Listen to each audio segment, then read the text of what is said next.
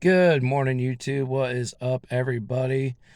So today we're going to look at a, let's see, what year is this fucking thing? 2020 Ford Fusion.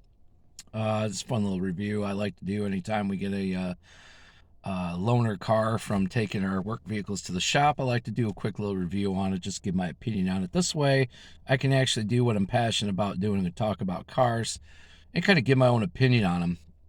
So today we're going to talk about this 2020 Ford Fusion. It's a hybrid, and there's a couple little details and nuances that I actually like about the car, but there's also some things I really don't care for. First and foremost, let's take a look at the interior since that's where we're at right now. So let's take a little scope around here. Let's take a look at the interior, which thankfully is actually kind of simple, other than this screen here in the middle. I'm not a really big fan of those. I don't like screens. The buttons are kind of, basic. I like the fact they're still buttons and you don't have to do all this. As you see, that just popped right up. Display off, I like that. The interior ain't too bad. The back seat has moderate room for what it is. What I don't like about the interior is you can see how squat everything is. The cab of the vehicle is just really crushed down, and for a guy my height, about 6 foot, it's kind of a pain. You got to duck down to get in, duck down to get out. It's much like my old Celica. It didn't really have a whole lot of headroom. But then again, the seats do sit down far enough to where if you want a ghetto ride, you'll have plenty of room then. But I'm not the type of guy, obviously, that likes to ghetto ride. So let's talk about the engine and the power and what it's got. So it's got this little hybrid engine where you can plug it in and you can run fuel. And honestly, it's not any more or any less efficient than a standard internal combustion. It's actually not the worst. That being said, the seats are a bit stiff for my liking. I mean, I like a nice firm seat, but this is a little excessive. The seats are a bit hard. Let's also talk about the trunk, which we can get into right now. We'll get out and take a look at the car. It does have a nifty little, trunk button right there, which is pretty cool. So let's go take a look. So this is the titanium version. Not that I think that matters any, but here's the big negative part of this car. This is your trunk space. That's right. You don't have any because of this action. I didn't get into it. And I'm not going to pop open and take a look at that because it's really nothing that I'm concerned with. There's like your battery. So if you want to jump somebody or you need to jump, you got to get into here, which these things are really flimsy and kind of dumb. Yeah. Thanks, Ford. Other than that, the style ain't too bad, except I don't know about y'all, but when I look at it, the first thing I think of is, Jesus, those wheels are small. And you got your basic, you know, brake system most vehicles have nowadays. Styling ain't too bad. It's got still kind of got that Aston Martin look to it. It's not horrible, but again, here's your little. Look how flimsy that is. That's gonna fall right off in about 5 years or less. So honestly, I don't know. It's okay. It's not the worst car. There we go. Talk about squeezing in, ducking your head. So it's not the worst car you can buy with your money. Let's talk about the power. Why don't we talk about the power? It being a hybrid, well, it don't have any. It don't have much power at all. There's not a whole lot of power to this car. Then again, it's not a car that you want to buy to say, I don't know, show up your buddy's hood cat. It's not going to do anything like that. It's a commuter car. It's a back and forth car. It's a, young professional, might have a kid. Perfect for that. You can get around with that. It's it does what it's supposed to do, I guess. And of course, I don't own these cars long enough to really give a full, like a year-long ownership opinion on it.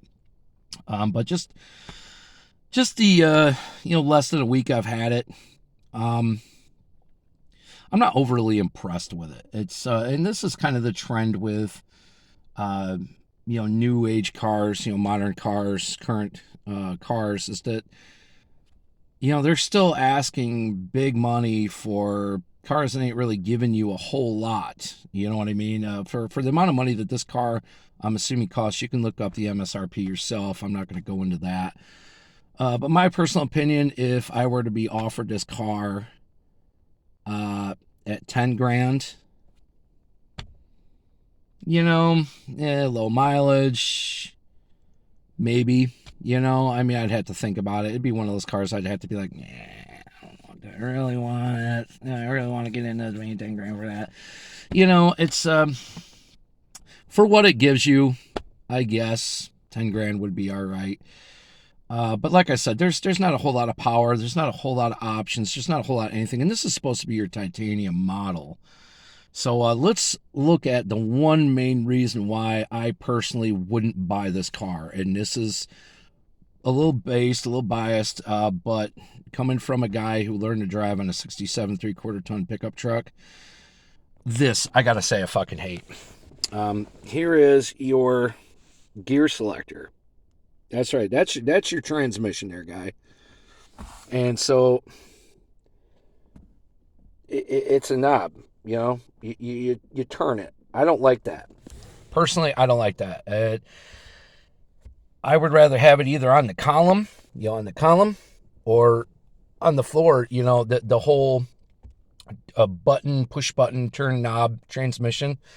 They did that back in the day, and it didn't work. In fact, look up the update, the outtakes on the behind the scenes and the outtakes on the movie Christine, where the '58 Plymouth Fury had a push button transmission, and they had so much trouble with that transmission and getting it to work proper, it just would not work proper. And you could argue that that's because, back then the technology wasn't as good, blah, blah, blah, blah, blah. But I'm going to call BS on that one. Let's just say what it is. Push button transmissions are trouble. These knob transmissions are going to be trouble. Take a look in the future. You watch some years down the road when these cars got rust all over them. They're rotted out because they're made with such thin materials. You're going to see those transmissions are going to be a problem. And, people can argue the point, like, oh, no, they got it dialed in. It's good, it's good, it's good. Yeah, no, I'm not convinced. Because anytime you allow a computer system to do things for you, you're opening up a whole bed of problems. And that's a bed I don't want to sleep in. I'd rather have this straight direct manual or automatic transmission with the lever. Because this whole push button turn knob thing is not going to work. It's not going to last, in my opinion. It's not a good system. Let's get back to the titanium model part thing. Titanium is supposed to be Ford's like upper crust, big shot version. This is the creme de la creme of your commuter vehicles and your trucks. But from what I can tell, the only thing titanium is the color of the trim in the car. Okay, there's nothing titanium about this thing. Not only that, the wheels are really too small for this car. This car needs to be lifted up just a little bit more. The ground clearance is horrible. You hit a cigarette butt, you're going to scrape. It's just not my go. I'm not a huge fan of it, but for those that like a simple, easy to drive hybrid and don't want to buy a foreign car, this might be your go. This might be what you're looking for. Myself personally, I don't know. I think I would walk away from it even if I had the money to buy it. I don't think I would spend my money on this just because Ford has become, in the last few years, very notorious for unreliability, and that whole built Ford tough thing is yesteryear. It doesn't happen no more. My personal truck is a prime example of built Ford tough not working no more.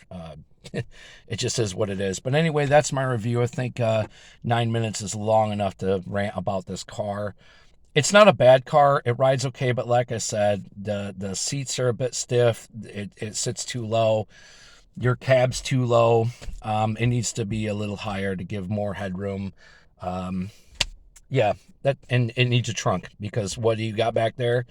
My family and I took it down to get groceries over the weekend. We had a hard time fitting in just a week's worth of groceries, and that's pretty bad considering this is a four-door sedan. It's supposed to be suitable for families and whatnot. But that's it for now. Thanks, guys, for watching my review on the 2020 Ford Fusion. Keep watching for more. Thanks for watching. Have a great one.